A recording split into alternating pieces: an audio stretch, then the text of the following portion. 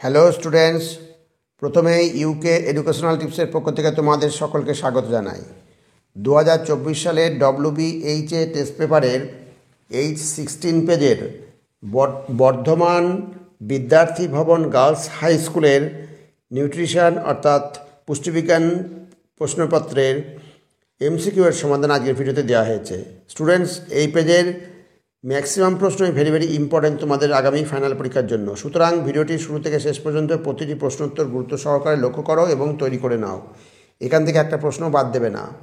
আর students, এ প্রসঙ্গে বলি, তোমরা যারা এখনও এই চ্যানেলে নতুন, তোমরা চ্যানেলটিকে সাবস্ক্রাইব করে পাশের বেল আইকনটিতে প্রেস করে অল নোটিফিকেশানে ক্লিক করো। তাহলে আমার দেওয়া পরবর্তী সাজেশনগুলো তোমার কাছে সবার প্রথমে পৌঁছে যাবে।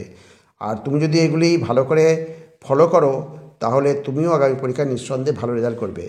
যাই হোক স্টুডেন্টস, এখন আমরা আজকের WBHA টেস্ট পেপারের H16 পেজের MCQ এর সমাধানগুলো দেখি। স্টুডেন্টস, তোমরা 2024 সালের WBHA টেস্ট পেপারের H16 পেজ বার করো। আমি সমাধান করে দিচ্ছি, তোমরা দাগিয়ে নাও। আর যাদের কাছে টেস্ট পেপার নেই তারা ভিডিওটি ভালো করে লক্ষ্য করো এবং তৈরি করে নাও। দেখো, বর্ধমান বিদ্যার্থী ভবন গার্লস হাই স্কুলের প্রশ্ন। প্রথম প্রশ্ন দেখো, এই পিত্তরস সঞ্চিত থাকে। পিত্তরস কোথায় সঞ্চিত থাকে? পিত্তরস সঞ্চিত থাকে পিত্তথলিতে, অতএব অপশান ডি হচ্ছে সঠিক অ্যান্সার। নেক্সট প্রশ্ন, কার্বোহাইড্রেটের উপর ক্রিয়াশীল উৎসেচককে বলা হয়। কার্বোহাইড্রেটের উপর ক্রিয়াশীল উৎসেচককে বলা হয়। এখানে যে কটা অপশান রয়েছে সেই অপশান অনুযায়ী হচ্ছে বি হচ্ছে সঠিক অ্যান্সার, অ্যামাইলেজ। কিন্তু এখানে কার্বোহাইড্রেটের উপর ক্রিয়াশীল উৎসেচক যখন বলেছে সেখানে কারণ এটা পার্টিকুলার একটা উৎসেচক এখানে অ্যামাইলেজ রয়েছে, কিন্তু এখানে অ্যামাইলোলাইটিক এনজাইম থাকলে পরে ভালো হতো। খেয়াল রাখবে, অ্যামাইলোলাইটিক এনজাইম থাকাটাই ঠিক ছিল। যদি অ্যামাইলোলাইটিক এনজাইম না থাকে তাহলে শর্করা ভঙ্গক উৎসেচক থাকতে পারে। তাই এখানে যখন অ্যামাইলেজ আছে, অ্যামাইলেজই তোমরা টিক দিয়ে দেবে। কোন রূপে ফ্যাট শোষিত হয়? ভেরি ইম্পর্টেন্ট প্রশ্ন। এই ফ্যাট শোষিত হয় কাইলোমাইক্রন, অপশন সি হচ্ছে সঠিক অ্যান্সার। নেক্সট, যে বিক্রিয়ার দ্বারা অ্যামাইনো অ্যাসিড কিটো অ্যাসিডে এবং কিটো অ্যাসিড অ্যামাইনো অ্যাসিডে রূপান্তরিত হতে পারে তাকে বলা হয়, তাকে কি বলা হয়? তাকে বলা হয় ট্রান্স অ্যামাইনেশন, অপশন বি হচ্ছে সঠিক অ্যান্সার। আর ট্রান্স অ্যামাইনেশন কাকে বলে এটাও তোমরা পড়ে রাখবে, SAQ হিসাবে এটা করে দেওয়া আছে, তোমরা পুরনো ভিডিওগুলো দেখলে পরে পেয়ে যাবে। নেক্সট, যে প্রক্রিয়ায় সাইটোপ্লাজমে গ্লুকোজের ভাঙন হয় ও শক্তিমুক্ত হয় তাকে বলা হয় কি? তাকে বলা হয় গ্লাইকোলাইসিস, অপশন ডি হচ্ছে সঠিক অ্যান্সার। ভেরি ইম্পর্টেন্ট প্রশ্ন। আর গ্লাইকোলাইসিস প্রক্রিয়াটা বড় প্রশ্ন হিসাবে তোমরা ভালো করে তৈরি করে রাখবে, ভেরি ইম্পর্টেন্ট কিন্তু। এইবার নেক্সট 6 নম্বর, দেহের তাপমাত্রা 1 ডিগ্রি সেন্টিগ্রেড বৃদ্ধিতে বৃদ্ধি পায়। এখানে একটু ভুল আছে। দেখো, 1 ডিগ্রি সেন্টিগ্রেড বৃদ্ধিতে কি বৃদ্ধি পায় সেটা তো উল্লেখ নেই। 1 ডিগ্রি সেন্টিগ্রেড বৃদ্ধিতে বিএমআর এখানে লিখে দেবে, বিএমআর বৃদ্ধি পায় হচ্ছে 12%, অপশন সি হচ্ছে সঠিক অ্যান্সার। নেক্সট, 4 থেকে 6 বছর বয়সের শিশুর শক্তির চাহিদা হচ্ছে 1350 কিলো ক্যালোরি। তাহলে অপশান বি হচ্ছে সঠিক অ্যান্সার, 1350 কিলো ক্যালোরি। নেক্সট, ভারতীয় নারী কর্তৃক উৎপাদিত দুগ্ধের স্বাভাবিক পরিমাণ হলো প্রায়, দুগ্ধের স্বাভাবিক পরিমাণ হচ্ছে 600 মিলিলিটার, অতএব অপশান এ হচ্ছে সঠিক অ্যান্সার।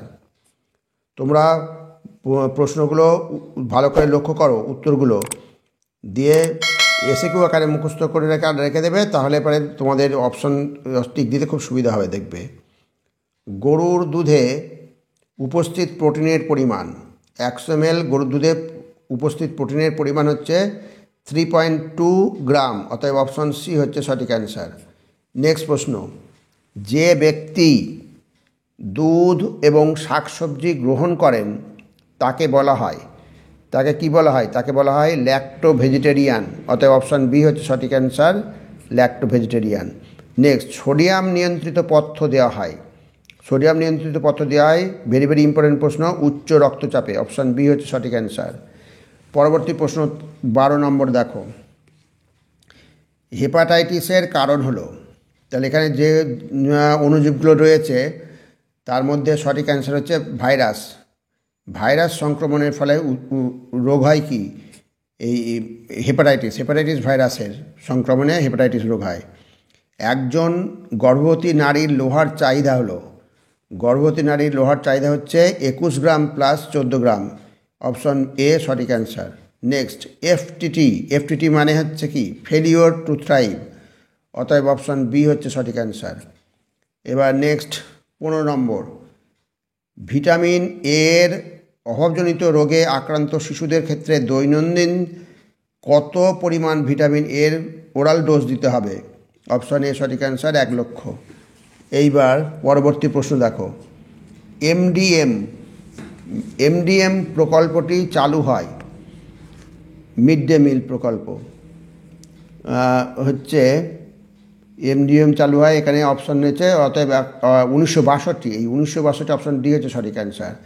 পরবর্তী, ভারতে ভেজাল সংক্রান্ত আইন নির্বাচন করে, ভেজাল সংক্রান্ত আইন নির্বাচন করে, এখানে দেখো অপশান হচ্ছে এই ডি, পিএফএ, এটা হচ্ছে সঠিক অ্যান্সার। নেক্সট, জাতীয় পুষ্টি সপ্তাহ হলো, ভেরি ভেরি ইম্পর্টেন্ট প্রশ্ন, হচ্ছে 1 থেকে 7 সেপ্টেম্বর। Option A.